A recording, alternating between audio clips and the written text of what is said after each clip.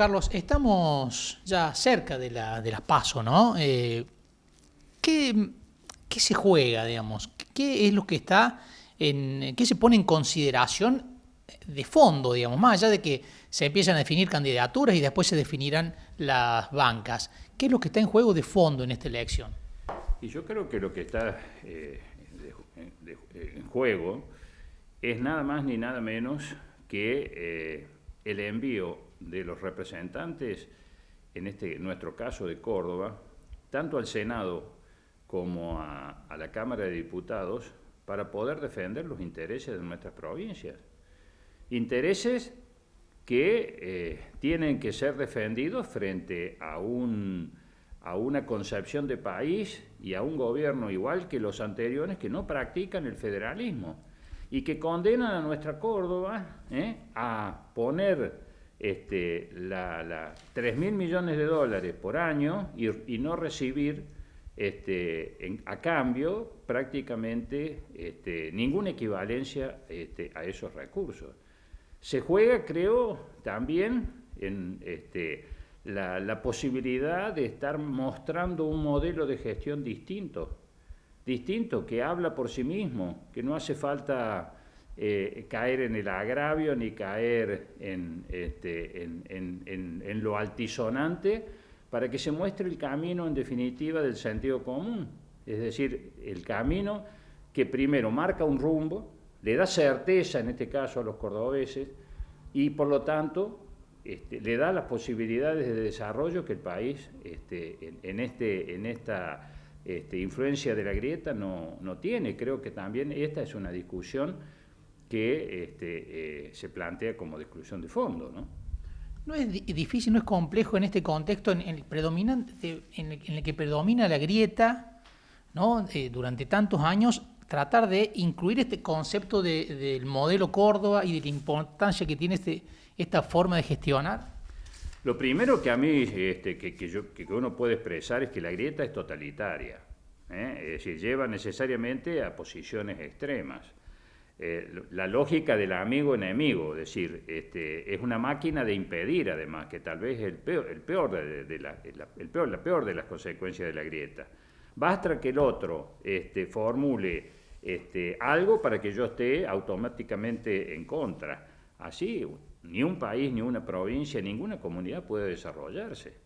Entonces, en este contexto, estar hablando de un modelo que precisamente parte de absolutamente algo distinto, un modelo donde lo primero que uno ve es que hay un Estado que articula a los distintos sectores a través de las distintas políticas, que respeta en segundo lugar y suma, ¿no es cierto?, al que piensa incluso distinto, y además que da certeza, es decir, que le da un rumbo a los cordobeses, y por último la convicción, ¿no es cierto?, de que la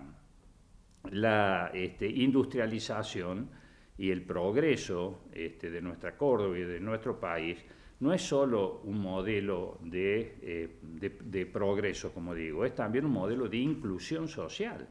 Estas son las cosas por las cuales vale la pena plantearle primero a los cordobeses fundamentalmente, que son los destinatarios de nuestro mensaje, pero también, ¿no es cierto?, un modelo que sirve de referencia por la contraria a lo que está haciéndose sin resultado, en todo caso con resultado tan negativo en la nación. Uno de los ejes centrales que se viene teniendo desde Córdoba con respecto a las gestiones del kirchnerismo es, por supuesto, las retenciones, la política con respecto al campo. Estos días sacábamos un informe, 44.000 millones de pesos aporta el departamento Río Cuarto, pero hablamos con candidatos del Frente de Todos y dicen que las retenciones contienen una lógica redistributiva que si no sería imposible llevar adelante. ¿Cómo ves esta cuestión de las retenciones y si es posible introducir modificaciones, ¿no? Bueno, nosotros lo hemos dicho siempre, las retenciones son un mal impuesto y por lo tanto hay que eliminarlas. Primero porque penaliza la producción.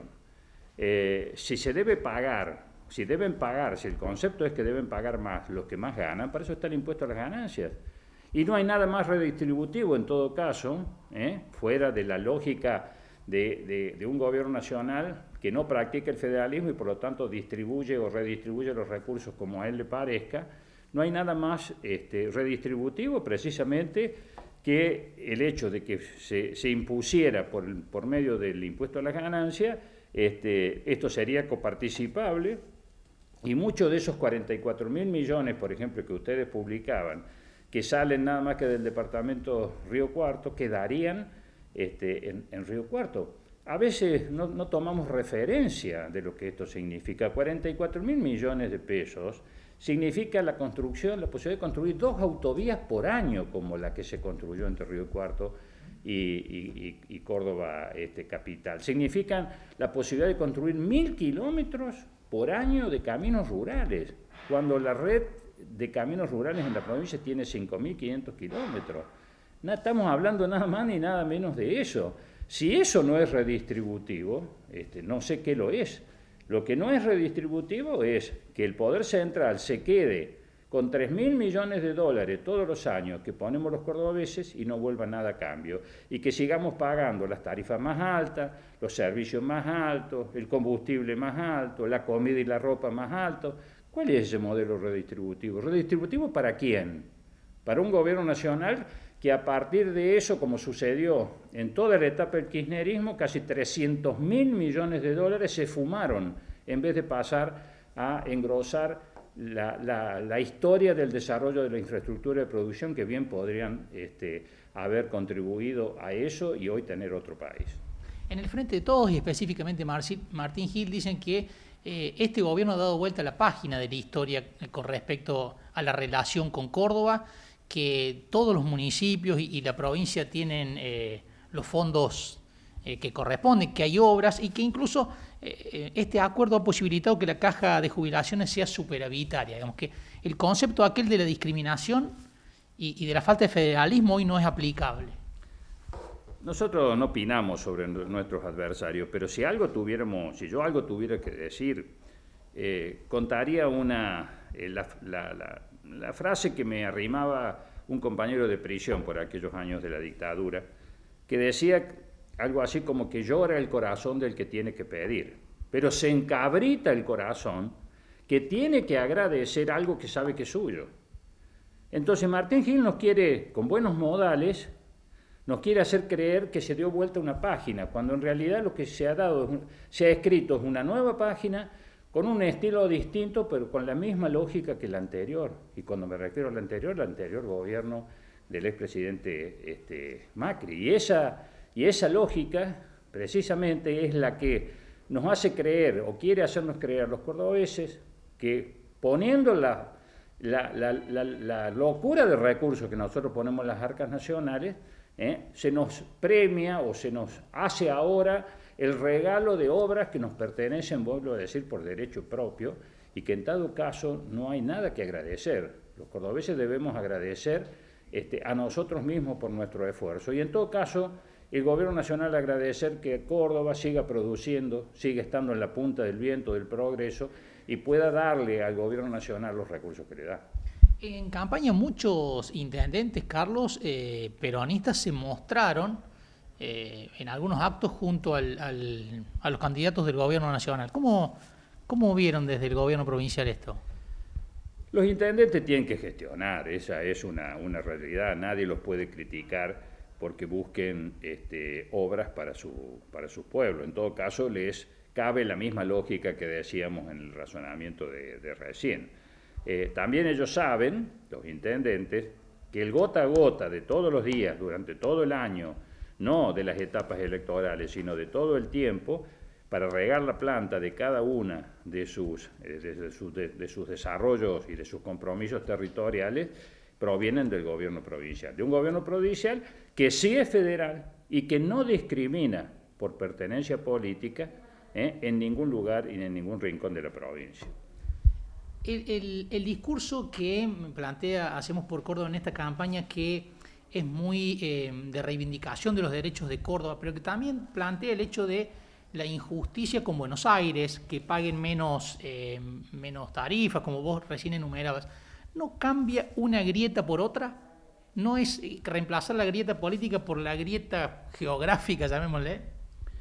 Yo creo que no, porque la grieta a la que hacemos referencia o de la que hablábamos recién es una grieta que impide el desarrollo. Lo que nosotros estamos hablando aquí es de un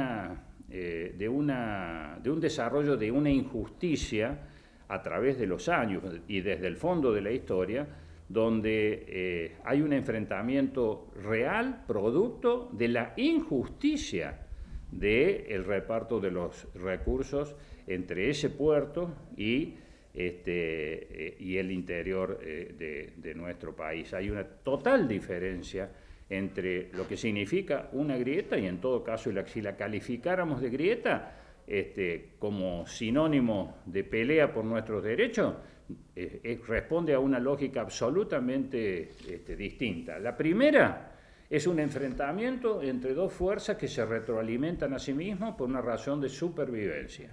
La otra es un enfrentamiento por medios pacíficos, pero una pelea y una lucha por recuperar los recursos que son de todos los cordobeses. ¿Se agotaría cuando se agote esa distribución desigual de los recursos, digamos? Por supuesto, es decir, cuando a nosotros algunos dirigentes de otras fuerzas políticas nos indican o nos hacen la apreciación de que nosotros con esta postura no nos sumamos a un modelo nacional, nosotros preguntamos a qué modelo debiéramos sumarnos. O en todo caso, ellos como dirigentes cordobeses, ¿a qué modelo se suman? ¿A un modelo que discrimina a Córdoba? No, nosotros a ese modelo no queremos sumarnos.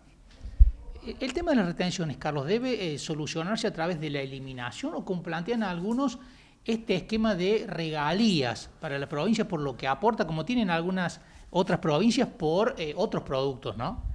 Bueno, yo digo, yo soy partidario, nosotros somos partidarios de la eliminación. Si esa eliminación tiene que ser un proceso, pero un proceso que marque no la segmentación como recurso ya probado de que no resuelve el fondo de la cuestión, sino como un proceso, digamos, que vaya ligado, digamos, a los aumentos que pueden tener que puede haber como premios en el caso del aumento de la productividad y por vía del impuesto a las ganancias, por vía de los precios. Bueno, allí puede haber distintas maneras de zanjar esta cuestión. Y en cuanto a las regalías, yo pregunto, si las provincias petroleras, nadie entra en discusión que le corresponden regalías, por lo que la naturaleza hace millones de años les puso en su subsuelo. Y nosotros que portamos nuestro suelo fértil, nuestra capa fértil, ¿no debiéramos cobrar regalías? Y encima de que no las cobramos, se nos penaliza por ser provincias productoras que ponen 3.000 millones de dólares por año en concepto de retenciones. Carlos, ¿y qué pasa con la ley de biocombustibles? ¿Qué efectos esperan o esta incertidumbre que había generado se ha despejado de alguna manera o sigue presente más allá de la reglamentación? No, sigue absolutamente presente. Hemos pasado de una ley virtuosa que generó todas las inversiones de las que también en nuestra ciudad somos testigos, a un mamarracho que le da absoluta discrecionalidad a la autoridad de aplicación. ¿Qué ley es aquella que después de sancionada y promulgada necesita de la buena voluntad de la autoridad de aplicación, reuniéndose con los empresarios bajo la promesa in voce de que no se va a recortar o no se va a disminuir el corte? Se han frenado los procesos de inversión, se han alterado los turnos de trabajo y las horas extras en muchas de estas empresas. El presidente dice que él quiere dar batalla contra las petroleras y sus diputados impulsaron esta penosa ley. Si esa es la intención, ¿por qué no se nos brinda a una provincia como Córdoba o a Santa Fe, ya que somos provincias productoras de biocombustibles, la posibilidad de que nosotros establezcamos el nivel de corte que necesitamos? Y ahí disminuiríamos sensiblemente nuestros cortes. Si es cierto que el presidente quiere pelear contra las petroleras, allí tomando como pelea el poner equidad en la matriz energética argentina, ahí tendría una posibilidad perfecta. para que Córdoba siga aportando a la matriz verde, que es la que está en avance en el mundo, frente a una matriz fósil que retrocede. Somos el único país en el mundo cuyo presidente dice que hay que ir en pos de esa matriz verde, pero a su vez hace lo contrario a lo que hacen todos los países del mundo, en los cuales los bio aumentan en su participación en cada una de las matrices energéticas de cada uno de ellos. Otro tema importante, Carlos, para Córdoba, para la producción, es la carne. Hay rumores de que se extendería durante todo el año la prohibición de exportación.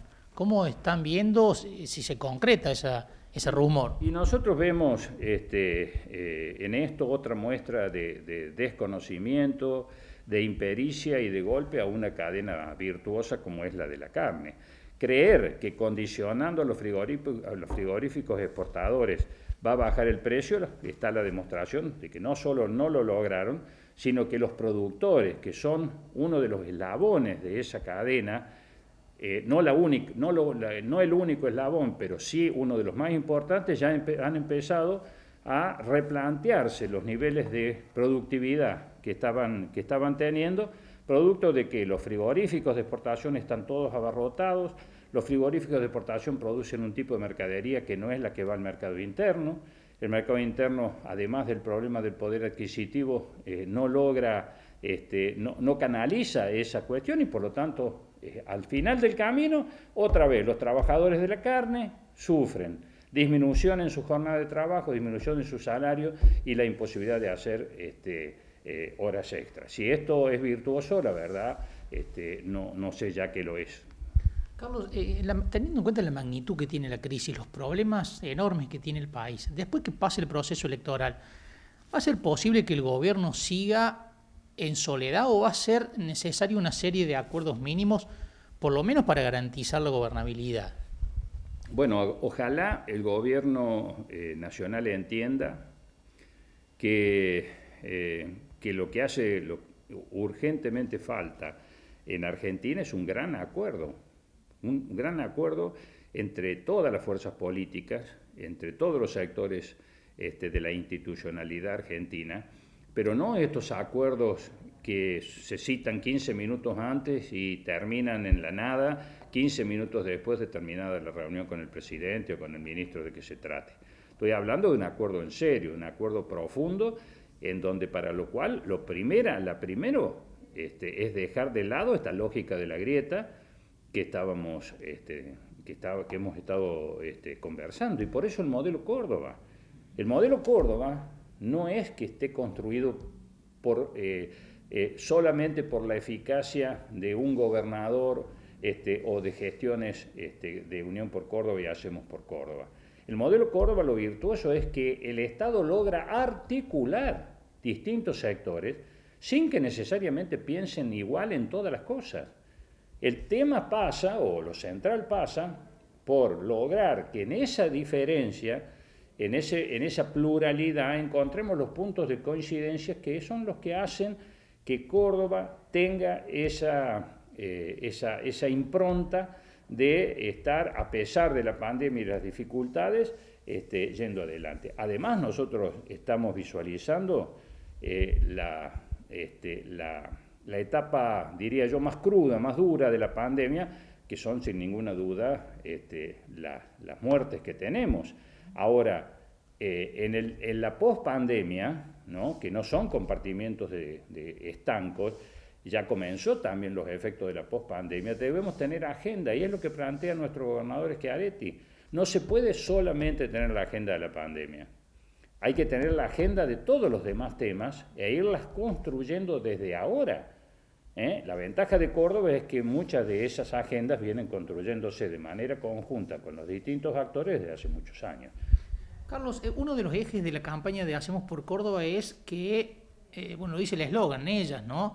El hecho de que 2 mujeres encabecen la lista. ¿Esto es solamente una cuestión puntual, adaptación a una agenda pública, o marca también un cambio de lógica, digamos, en la política? Nuestro gobernador creo que lo ha dicho muy claramente en uno de sus últimos discursos. Hay que adaptarse también y hay que saber visualizar los nuevos tiempos. Y el ellas es una perfecta síntesis de esto que constituye uno de los aspectos de los nuevos tiempos, que es precisamente el avance de la participación de las mujeres en todos los planos del funcionamiento de una sociedad. Nosotros no lo declamamos, lo practicamos, porque dos mujeres integran la cabeza de cada una de las listas, sea de senadores o de diputados. Y esto es verdadero progresismo. El progresismo no es aquel que se declama con consignas altisonantes. El verdadero progresismo es aquel que se construye como una realidad concreta.